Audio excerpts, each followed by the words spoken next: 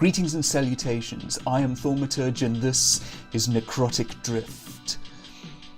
This is a text adventure with some images, as you can see. It's I think they call it a graphical text adventure. And one that I haven't played in quite a long time, although I have played it before.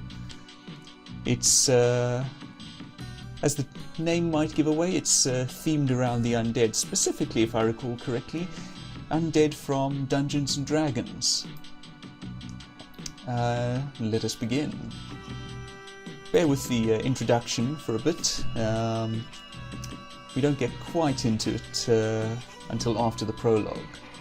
So, my dad came home late one night when I was 9 and threw an old copy of the Monster Manual by Gary Gygax. Is that how you spell his name? Pronounce his name, sorry? Onto my bed. He woke me up, stressed and shaking at the humiliation his friends had subjected him to earlier that evening. He asked me if I wanted the book. I was still groggy, but I picked it up and thumbed it through. "We didn't play Monopoly tonight, Jarrett," he told me. "That's because not one of them can beat me. Instead they brought out this thing, some game of the imagination." He practically spat that last word. "You can move all you like without throwing any dice, but to perform any actions you need to throw a handful of them." I was both reading entries on the different monsters and paying half attention to his ranting. 5 minutes in, Benson tells me that I come across something called a gorgon. That got me stoned. Why would I play a game that depicted the recreational use of marijuana cigarettes? I got up and left. "They let you read this during play?" I asked him. He nodded. I turned to page 49. "I don't think they were supposed to. It says right here that the gorgon can turn you to stone. It doesn't get you stoned. And right here are all its weaknesses. How did you not see this? Are you stupid or something? Or what? Hey, this is your father, surely." My father snatched back the Monster Manual. He didn't state that what he was going to do was going to hurt him more than it hurt me. I think all he did say was that he should have left his patent... I'm not going to say that. He instead just quietly gave me a spanking for back talk.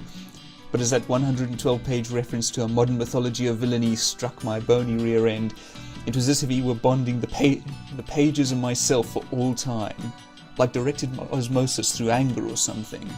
Okay, it actually wasn't like osmosis at all, but I've sacrificed knowledge in basic chemistry for additional levels in modern mythology, so please cut me some slack on the occasional analogy outside of my experience.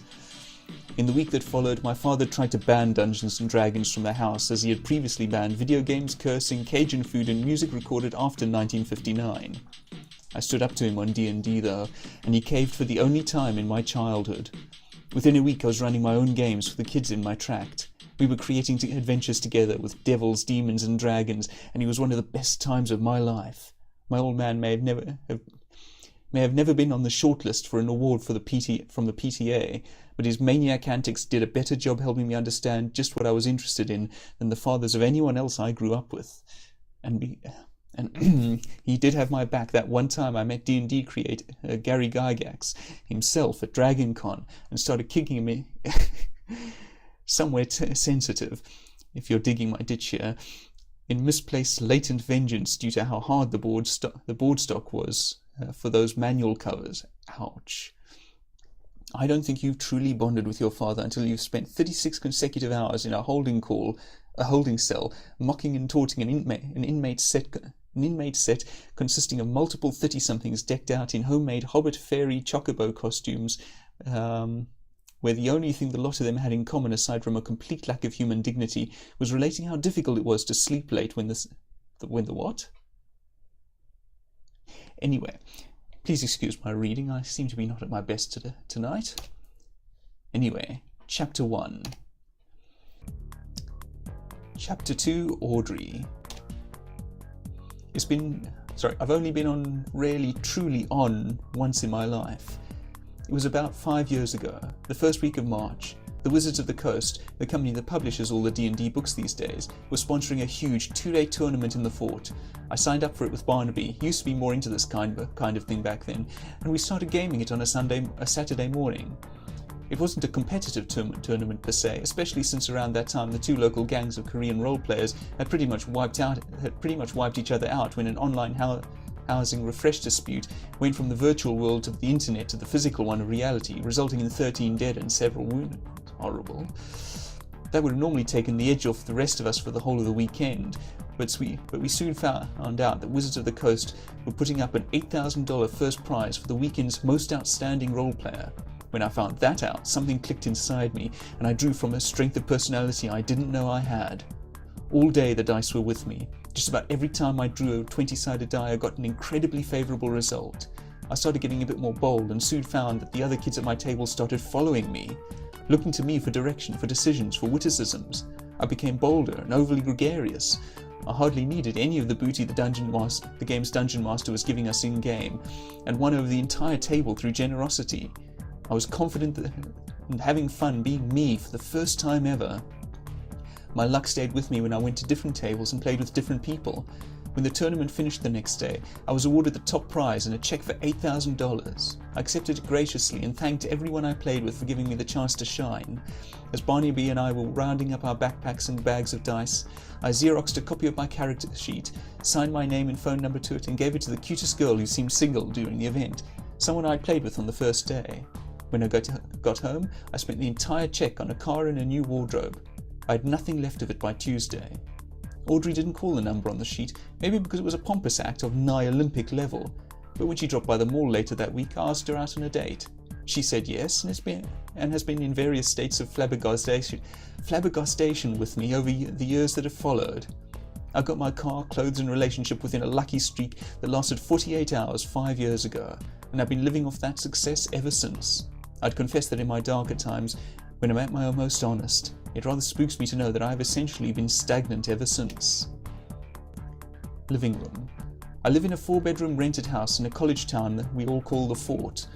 The exterior of this place was kind of beat up when we decided to rent here, and through the last 3 years we worked our hardest to make the interior nicely match. The other 3 guys who live here include Peng and Criswell, and another guy named Leary who isn't around much, but then he's an engineer and the only guy with his life remotely in order. Excuse me.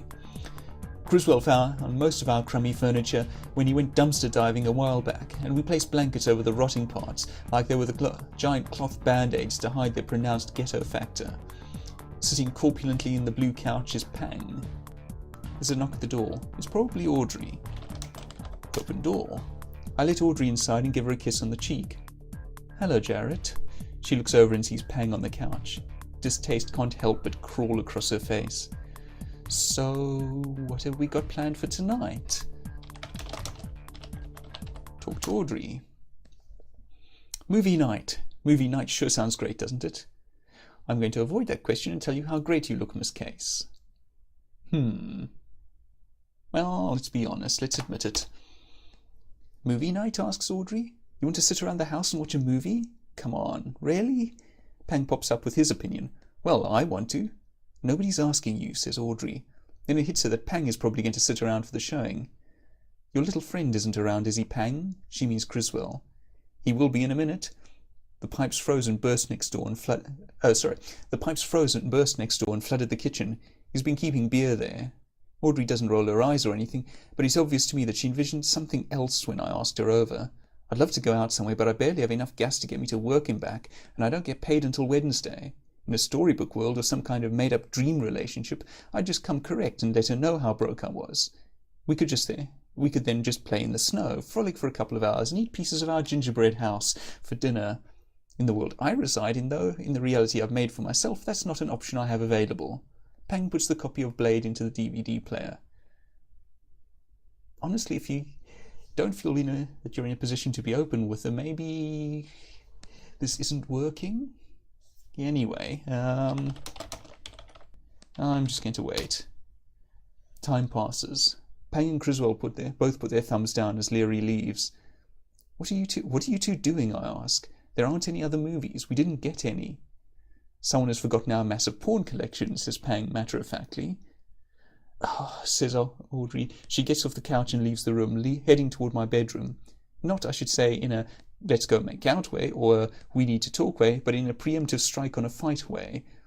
What's her problem, asked Criswell to Pang. We've got girl-on-girl stuff.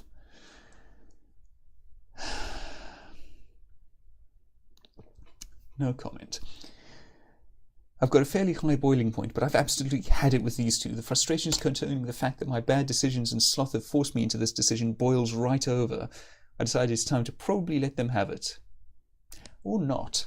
Leave? Oops, that's not how leave is spelled. Bedroom. My bedroom's the smallest one in the house. I got here last, so I got the worst of the rooms. There's not a whole lot going on in here, just some shelves with all my stuff on it and a bed. It smells a bit less like cigarettes than it used to since I've gone a week and a half since my last one. What was that? Asks Audrey. When are you going to get it? This has to stop. All right, let's talk to Audrey. What's got to stop? These nights, these days, these dates, she says. Your roommates aren't that amusing. I hate coming over here when those two are around. You know what they're like? They're like a couple that's been together for 8 or 9 years and are starved of entertainment because they were both shallow and, at the core, uninteresting, so they latch and leech onto anyone new who enters their lair. That's not what I think of as fun.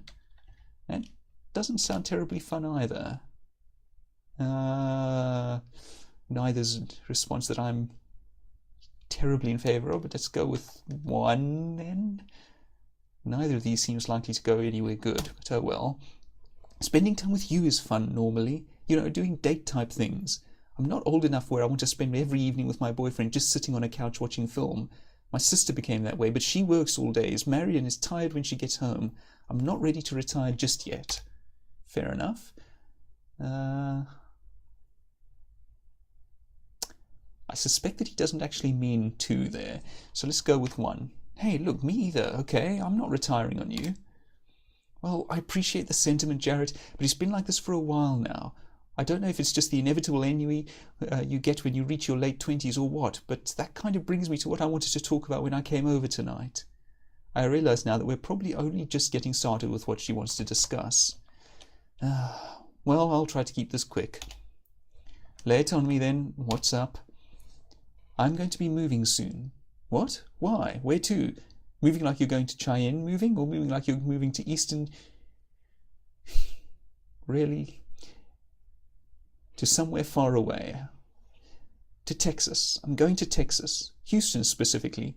A company from there sent some recruiters up over Christmas break, and most of us in my program interviewed well. After I finish up the semester, I'm taking a job with them and headed down there.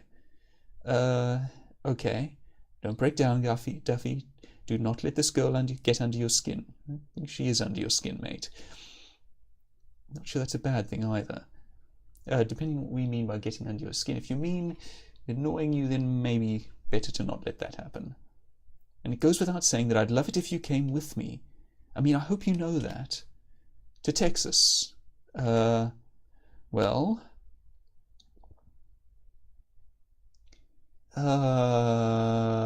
neither of these do I like. Why can we not move move with her to Texas? I mean, I doubt we'll have much trouble getting a similar job if that's what we're after. I don't like either of these. Well, alright, I'm not saying 1, so I suppose 2. Houston? Why not Bangor? Or Caron? She shakes her head. She doesn't understand what I mean. I'm just saying, if you're going to move away, then don't beat around the bush. Get to some place that I'll really never be able to see you. For the record, I thought that mentioning Persephone or another Quaper Belt object could have come off as too sarcastic, but I don't tell her that. I thought he meant the version from Greek mythology, although this does make slightly more sense. That's not why I'm going there. Why are you being so thick with this? What on earth is keeping you here? Good question. So you want me to come with you? Didn't she just say that? She pauses before answering. With you like this? No, I don't want this version of you coming with me. I don't think you get just how much I'm into you, Jarrett, and it's painful to see you like this. The guy that I fell for and have been with all these years would not get defensive about simply moving somewhere. So maybe something is up with us. Oh, great. Look, I have to get to work. I understand, she says. Technically, I had a couple of hours before I was due at work, but I might as well go in early and pick up some overtime. We can talk about this after I get out of there, right?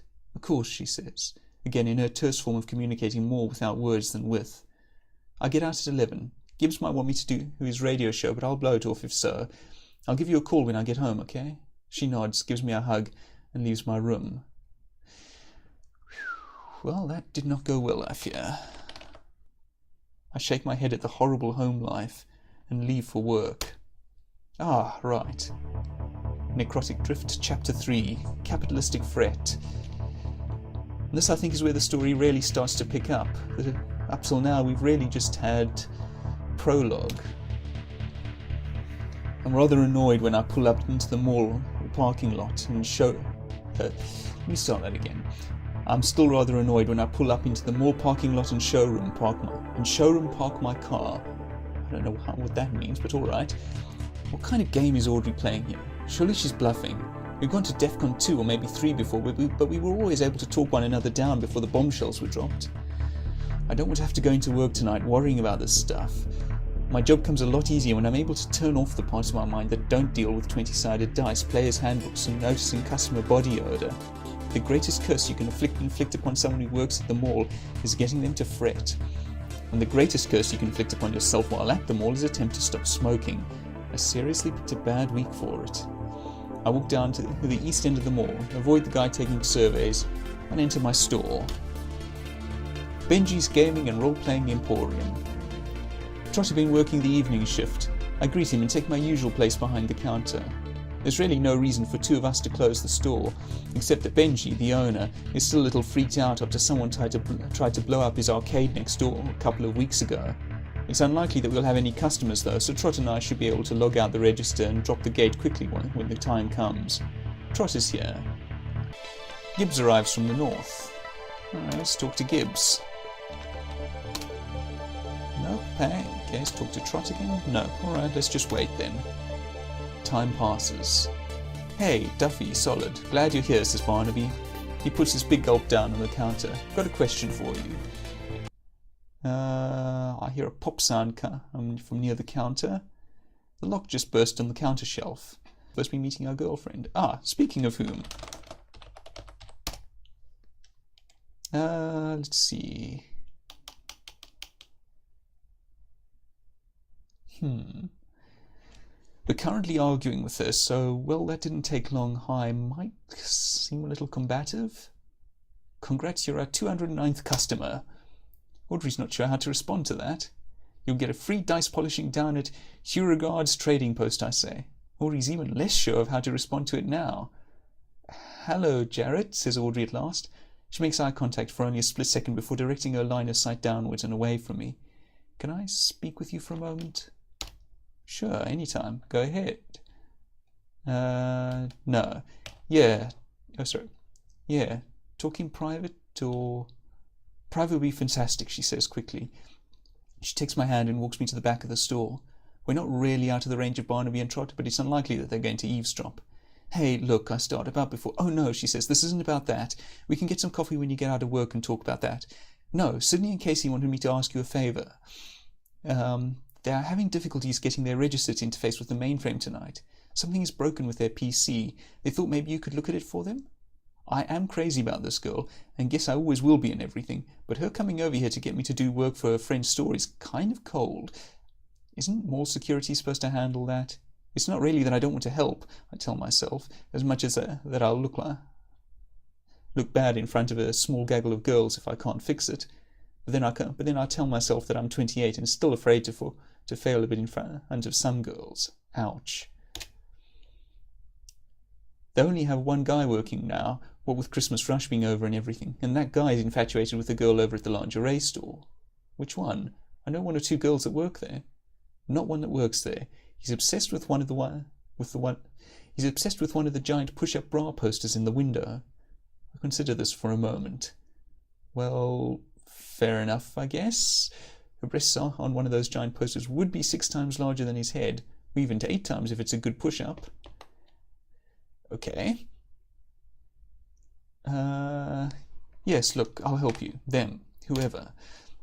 Fantastic, she says, with more than a hint of exasperation. Let's go.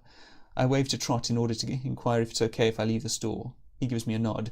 We run the store through a regime of efficient hand signals and basic telepathy. Gibbs perks up at all of this. Hey, I'm coming along, he says. No, you're not, replies Audrey. You're out of your mind if you think I'm missing a chance to hang out with the girls at the Bead store, Yoko, says Gibbs. Audrey turns to make what I predict to be a sharp comment, but I try to defuse the situation first. Audrey isn't anybody's Yoko Ono, Gibbs. That doesn't even make any sense, and she's not bringing me down, making me dress poorly, stopping me from shaving or bathing, or getting me shot in New York City. She's not the Yoko to my Lemon, not the Delilah to my Samson. No, what she is... I'm going to prepare some vomit bags in case you say she's the Lorana to your Tanis, says Trot from behind the counter. He's referring to the male and female lead of the Dragonlance novels. Nobody says anything for a few seconds. Let's just go, I say. The three of us. All right, let's leave. Okay. Exit. Look. Oh. There's a strong shock of sound from above. It roars as if lightning struck directly above the mall. Audrey yells as the mall shakes from the shockwave. What on earth was that? The lights go out in the mall. Can I leave now? Okay, north then. I stumble around in the dark. North? No, can't go that way. There's an exit south. West to the east side of the mall. Okay, let's go west. The lights come back on, albeit slightly dimmer than before. Let's look now. I'm at the eastern side of the mall. To the north is Chode's Sporting Goods. The gate has been lowered and the screen up. The arcade is to the south, and that has been closed and inaccessible for a while now. My store is a bit to the east, and the Bead store a bit to the west. There is a table here, and a couple of feet west of the edge of the Sporting Goods store. Gibbs and Audrey are here. In the corner of the front of the arcade is an Xbox game unit. Let's take the Xbox. Good. I have a feeling that we'll be wanting that.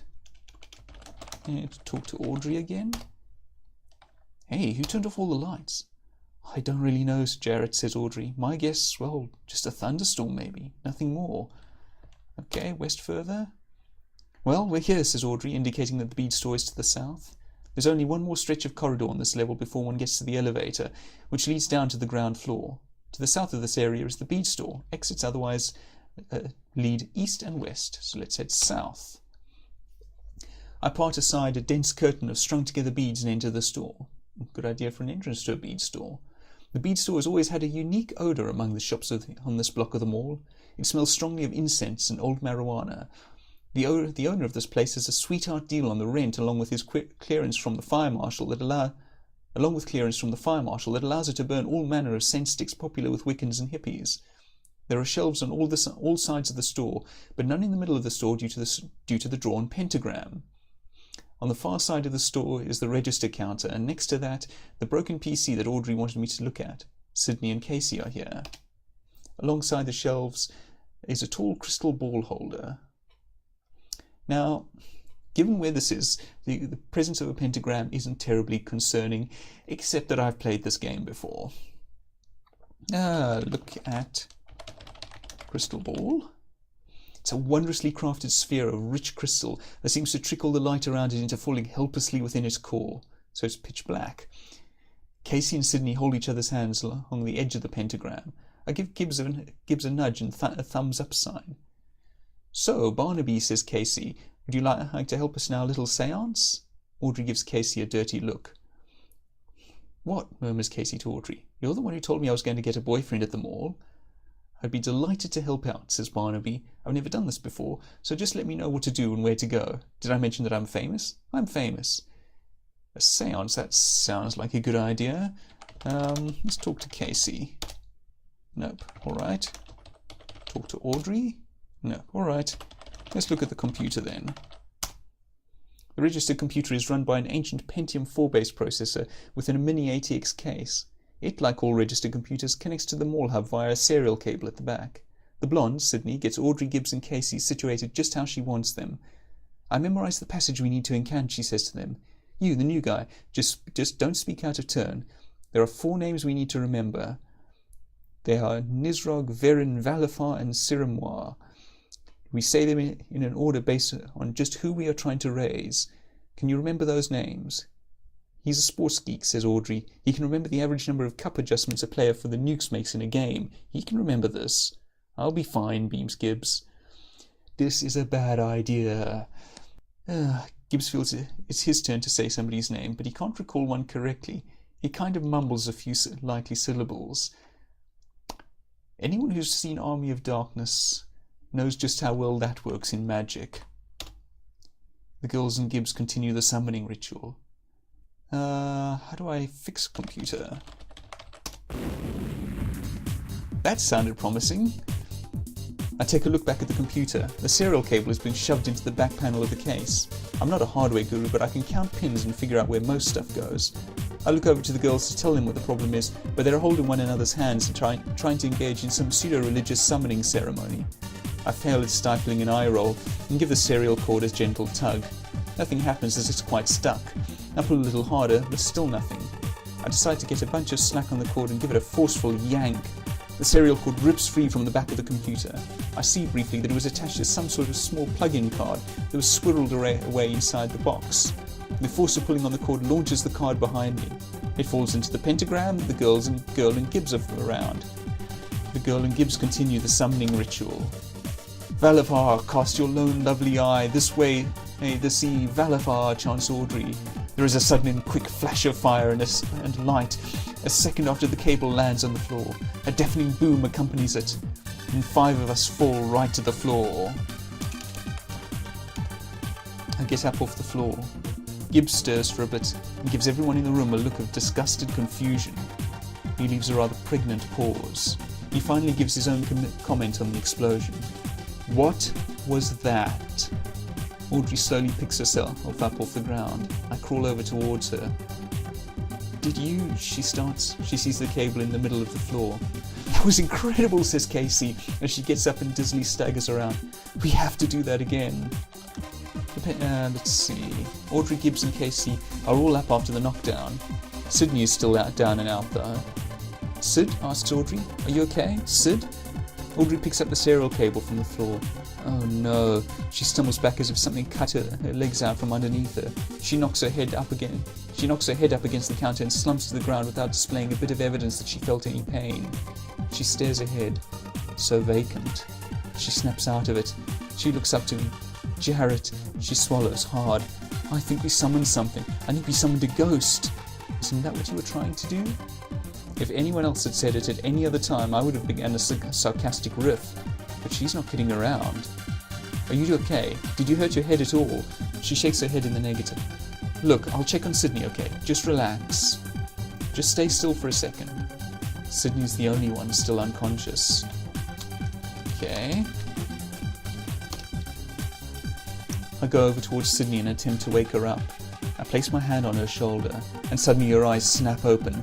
She recognizes me quickly and gives me a look which communicates that she could have had me at any time she wished in a split second. Her eyes begin to swirl. She begins to turn transparent. She starts to float. She rises off the ground, breaking the look of pure sex and hypnotism that she shared with me, and looking over at the others. Always the inadvertent knight in shining armour. No, Jarrett, she whispers. It's still Sydney's voice, but softer, much more melodic.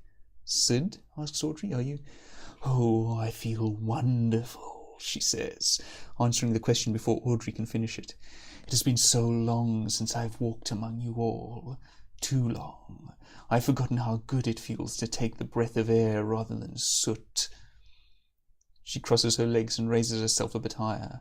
She begins to slightly glow. Talk to Audrey? No. Let's talk to Sydney then. Oops, Sydney then. How many fingers am I holding up? Oh, lovely. 1 finger, she says. Your middle finger, of course. That's not a very nice gesture, Jarrett. There's something definitely off regarding her voice. An animate human skeleton staggers into the store from outside. Its walk is slow, considered and focused, as if controlled by an inexperienced puppeteer. It has in its fingers a bloody and seeping severed head, which it discards to one side of the room. All of these things oddly look like they're made of plastic. Audrey lets out a quick scream of shock when she sees it hobble in, and I grab her arm and get her behind me. The skeleton's head swivels quickly from right to left, as it gives the 4 of us on the ground a haunting peer. I scan the room and recall what's in my pockets, trying to find a decent weapon.